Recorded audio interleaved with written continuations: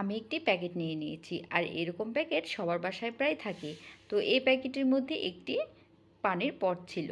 তো যাই হোক, এই পানির পটের প্যাকেটটি নিয়ে এবার আমি এর ওপরে দিয়ে নিজের ইচ্ছে মতো ফুল এঁকে নেব। আপনারা চাইলে প্রজাপতি আরও অনেক কিছু ছবিও আঁকতে পারেন বা কার্টুনও আঁকতে পারেন। তবে যাই হোক, আমি খুব একটা সুন্দর ফুল আঁকাতে পারি না।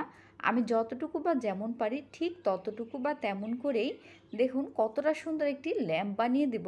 আপনারা দেখলে আশ্চর্য হয়ে যাবেন যে এই রকম একটি প্যাকেট দিয়ে যে এত সুন্দর আইডিয়া পাবেন লাইট বানানোর, আপনি নিজে চমকে যাবেন।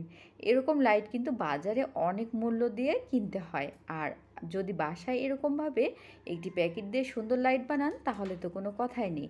এবার একটি কাটার বা ব্লেড নিয়ে নিতে হবে, যেটা দিয়ে আপনি কমফোর্টেবল ফিল করবেন ঠিক ওইটা দিয়ে কেটে নিতে হবে। তবে কাটাটা একটু ডিফিকাল্ট, তবে যদি বুদ্ধি করে কাটেন তাহলে এটা কোনো ব্যাপারই না। এবার একটি কাটার নিয়ে নিয়েছি। কাটারটা 100 থেকে 150 টাকা দিয়ে বাজারে কিনতে পাবেন। তবে এই কাটারটা বেশ কাজের এবং অনেক ধারালো।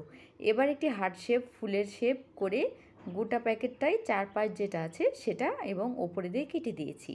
এবার কিছু রঙিন পেপার নিয়ে নিয়েছি। রঙিন পেপারটাকে চারপাশে আঠা লাগিয়ে এই যে এভাবে ভিতরের দিকে যেখানে যেখানে ডিজাইন করেছি ফুলের এবং হার্ট শেপ সেখানে সেখানে সুন্দরভাবে লাগিয়ে দিলাম। চারটা পাশে দেখুন লাগিয়ে দিয়েছি। এবার এখানে এক কালার বাল্ব বা বিভিন্ন রঙের বাল্বও লাগাতে পারেন। মাশাআল্লাহ, দেখতে পাচ্ছেন কতটা সুন্দর লাগছে।